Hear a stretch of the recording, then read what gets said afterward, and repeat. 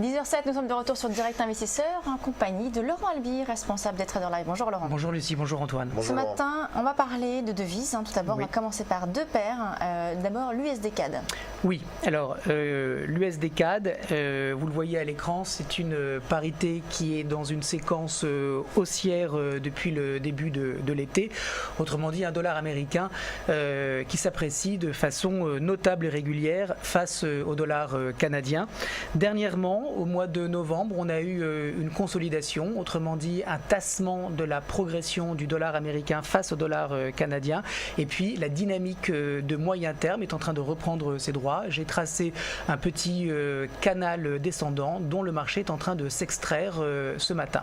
Alors sur l'USD CAD, deux choses. Premièrement, on peut avoir comme cible le précédent sommet, mais dans la mesure où nous sommes dans une tendance qui est haussière et avec des prix du baril de pétrole qui ne semble pas se retourner, bien au contraire, on a une devise canadienne qui est associée d'ailleurs à une devise pétrole, puisque le Canada est un fort producteur et un gros exportateur de pétrole.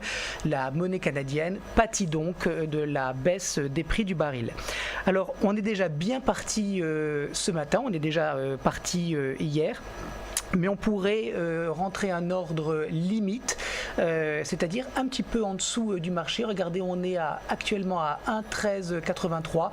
Si on arrivait à avoir un prix autour de 1,1365 ou 1,1363, c'est-à-dire une vingtaine de pips sous le prix actuel, ce qui n'est pas totalement déraisonnable, on pourrait avoir un target intéressant sur le précédent sommet à 1,1470 et un stop que je place à 1,1360. Alors 1,1330 pardon. Ça se voit pas trop sur le chart actuellement parce que c'est un stop qui est en intraday, mais il y a un petit pivot qui peut nous servir de soutien. Donc je répète, on rentre à 1,1365, on vise 1,1465 et on met un stop à 1,1330 sur l'USD CAD. Je voulais juste préciser également que cet après-midi nous allons avoir les chiffres du PIB au Canada. Oui. Donc il va falloir faire attention puisque si les chiffres sont bons, le dollar canadien pourrait repartir à la hausse. Donc peut-être attendre la publication des chiffres avant d'entrer en position. Oui, alors c'est à double tranchant parce qu'il suffit que les chiffres ne soient pas bons et alors là pour le coup on n'aura plus du tout de trade.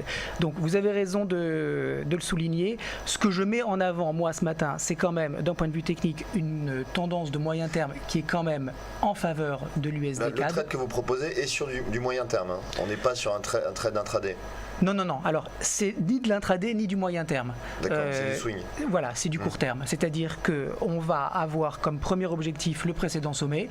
Et puis, si on voit qu'on arrive sur le précédent sommet très très vite et qu'on n'a aucune pression vendeuse sur ces niveaux de prix, pourquoi déboucler la position? On peut continuer de la porter. Donc, ça veut dire que concrètement, on est vendredi. On peut typiquement envisager de garder cette position jusqu'à mardi ou mercredi parce que je pense que c'est d'ici là que le précédent sommet peut être atteint, mais encore une fois, il ne faut pas se précipiter de sortir, hein. On est sur une tendance de fond qui est positive pour l'USD CAD. Si on arrive très vite sur cette résistance et qu'on voit que finalement il n'y a pas beaucoup d'opérateurs de marché qui débouclent leur position et que le consensus reste négatif pour le CAD, pourquoi sortir? Voilà, c'est un petit peu ça la logique. Maintenant, c'est vrai qu'il y a des chiffres cet après-midi sur le CAD, vous avez raison, mais je joue plutôt la tendance de fond qui est plutôt défavorable au dollar canadien. Une autre paire maintenant, c'est l'AUD USD. Oui. Alors, c'est le dollar australien face au dollar américain. Alors, on a de toutes les façons un dollar américain, je vous le montre juste en quelques minutes, regardez, qui consolide, hein, ça c'est le dollar index, un dollar index qui consolide mais qui est en train de tester la borne haute de sa résistance. Autrement dit, on voit bien qu'il n'y a pas du tout de pression vendeuse sur le dollar index. Le chart que vous avez à l'écran, c'est des bougies quotidiennes. Et donc, par conséquent, ce dollar index qui est fort, eh ben, il est négatif pour toutes les paires en dollars. Alors, l'AUD USD est intéressant parce que, premièrement, on a un dollar australien qui est structurellement faible et c'est intéressant de mettre une devise faible face à une devise forte et en l'occurrence on a eu une cassure de support à 0,8559 et j'ai placé un stop à 0,8640. Autrement dit, regardez, hier on a eu une petite tentative de réintégration de la consolidation et puis les vendeurs ont tout de suite bloqué toute progression positive et ils sont revenus en masse pour vendre donc cet AUD.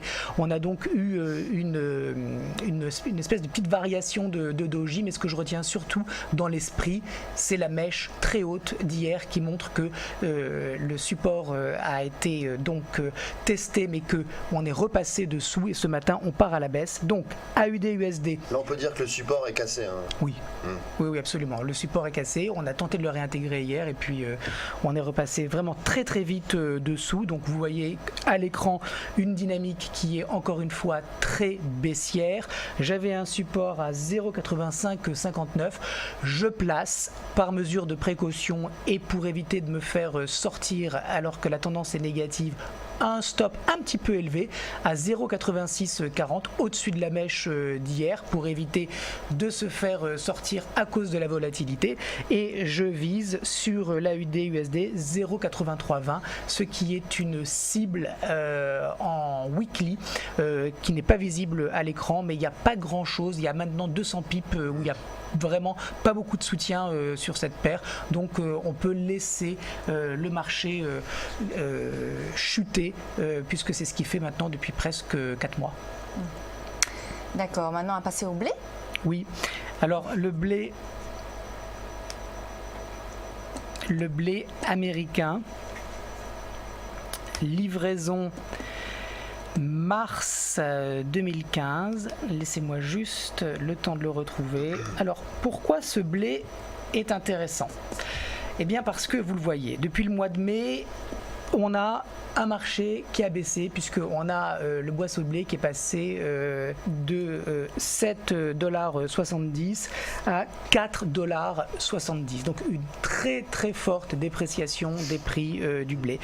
Et puis on voit que au mois d'octobre, on a eu une reprise de ce marché puisqu'on est repassé de 4,70 à 5,62. Alors pourquoi ça m'intéresse ? Regardez, sur la résistance, on l'a testé une première fois et normalement, si la dynamique baissière était encore en jeu, eh bien cet ancien niveau de support de juillet-août à 5,62 qui devient donc résistance aurait dû précipiter les prix de nouveau dans la dynamique de moyen-long terme, autrement dit en tout cas un premier test à 5,20 $.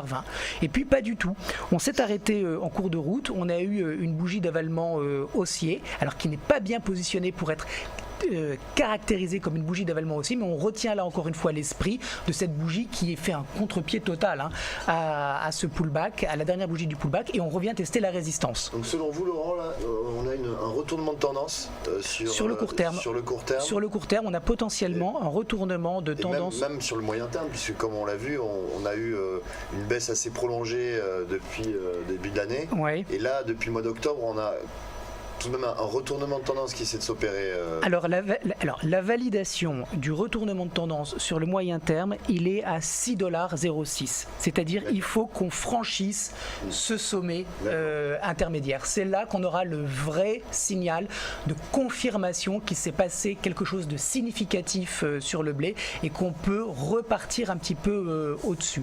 Pour le moment, on est toujours sur du court terme et c'est pour ça que je n'ai pas d'objectif qui soit supérieur à 6 $, c'est-à-dire le niveau, c'est plutôt un niveau plutôt qu'un prix précis.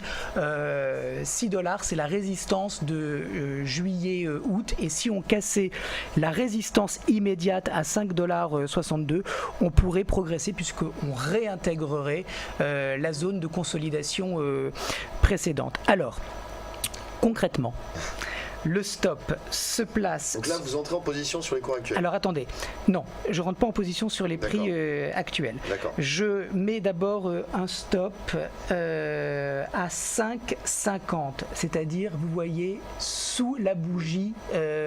Alors, c'est pas la bougie d'hier, c'est la bougie d'avant-hier, hein, puisque les marchés du blé, les futurs étaient fermés hier pour Thanksgiving aux États-Unis.